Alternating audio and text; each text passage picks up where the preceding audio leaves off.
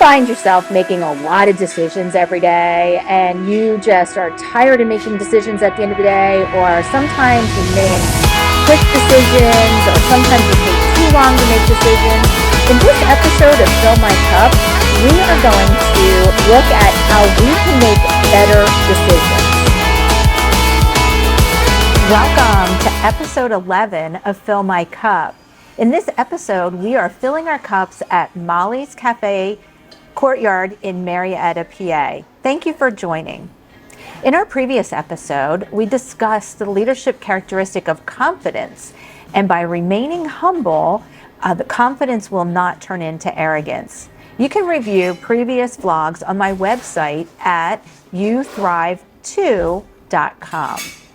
So continuing on the journey of leadership characteristics, let's talk about decision making. How many decisions do you think you make in a day? Many decisions we make, we don't even think about.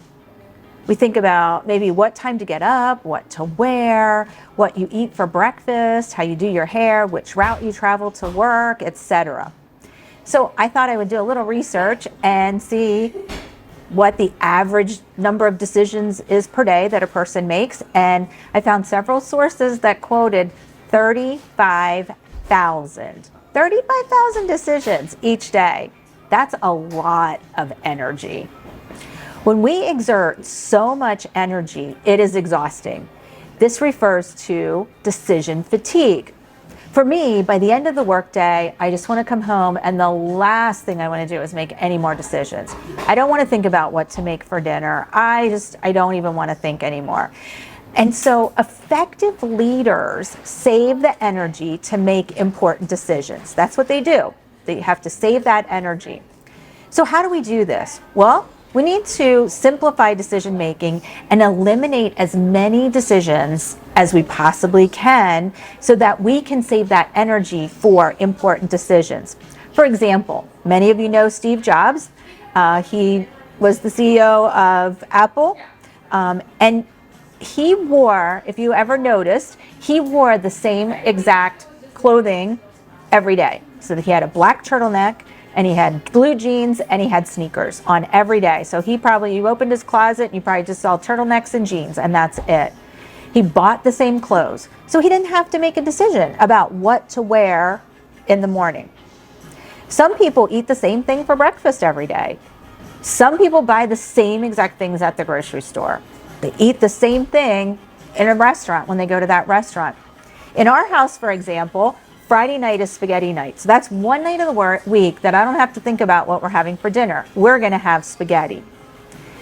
What can you do to eliminate the number of decisions that you make to save energy for more important decisions? So that's something that we should think about. Which ones can we eliminate in our lives? Now, the second thing is about decision making. How do you make decisions? Do you use a lot of emotion in your decisions, or do you use logic? Most decisions are probably based on emotion or how we feel. Unfortunately, when we make long-term decisions based on emotion or short-term situation, it may not turn out as well. So think about high-pressure sales, for example. A salesperson offers you what appears to be a great deal, but you have to act now. They know if they give you time to think about it, you'll start reasoning things, it will creep in, and you won't end up buying it. So that's why they always say, if you want this great price, you have to act now. On the other hand, if we continue delaying our decision making because we continue to analyze it so much, we end up with what is called analysis paralysis. And as leaders, we need to have a process to make decisions so that we are not spending way too much time analyzing, or we may miss opportunities. Our followers want us as leaders to make timely decisions. So we do need to take time to gather the facts. We need to identify the pros and cons of the decision. What are the benefits? What are the risks? And then make decisions based on the valid information that we have today. Recently, I found myself having to make two big decisions. The first was a medical decision about my mom. As her medical power of attorney, I was asked to decide whether or not to put her on a specific medication. It was not an immediate life or death decision that needed to be made. And so as the doctor was standing there looking at me as to what I wanted to do, I respectfully asked for 24 hours to think about it. Because there's pros and cons of both ways. If we put her on the medication, there were issues that could have happened. If we didn't put her on the medication, there were other issues. So I decided I needed 24 hours so that I could seek other counsel and talk to other people and kind of come up with a decision. And so I did, and I came up with a decision, and the next day I talked to the doctor, and the doctor felt that I had made a reasonable decision. There are some decisions that need to be made on the spot, but this was not one of them. The second decision I found myself in, my husband and I decided that it was time to retire one of our cars. For me, buying a car is very stressful, and I dread it. That's why I don't buy cars very frequently. My husband is very brand loyal. Therefore, I knew what brand it would be, but we had to decide on the model of the car.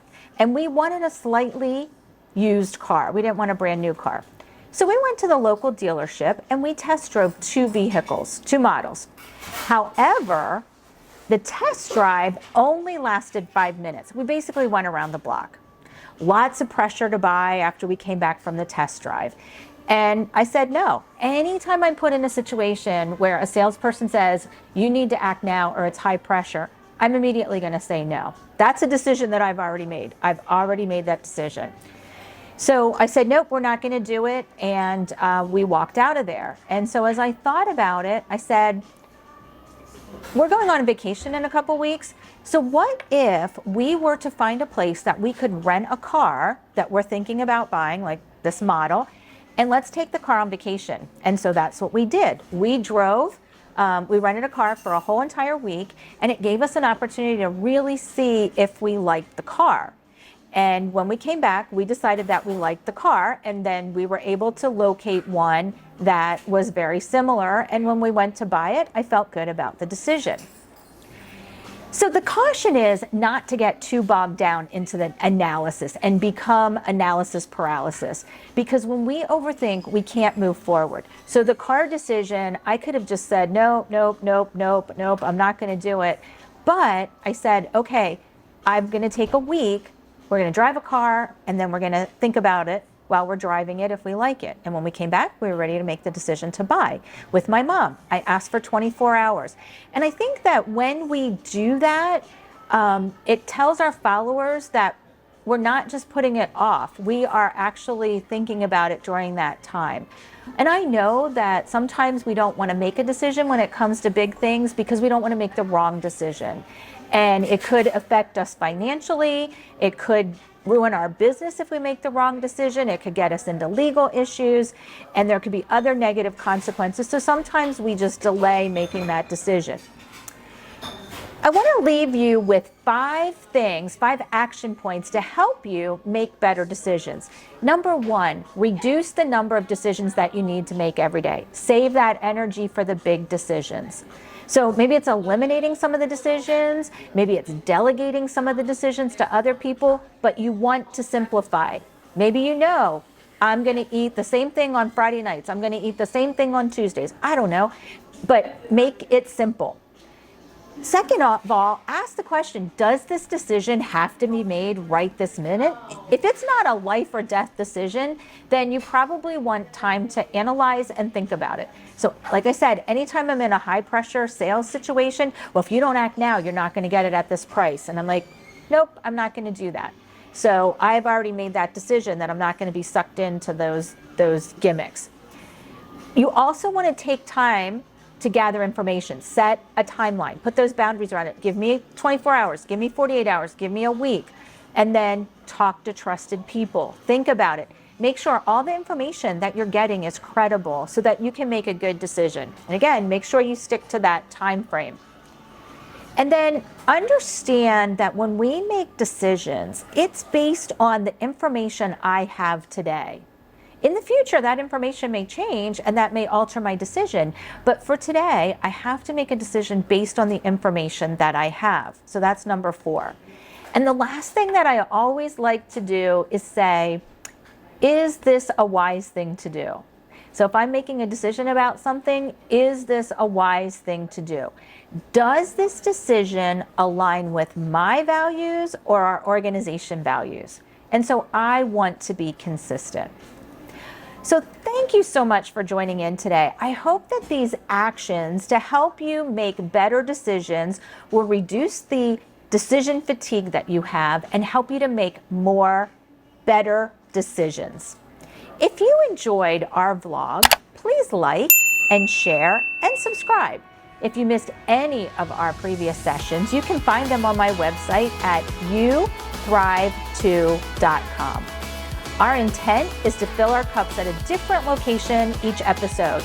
If you have a favorite spot that you think would like a shout out, please let me know and we will record our blog there. Again, thank you for joining, and until next time, please take care and keep filling your cup.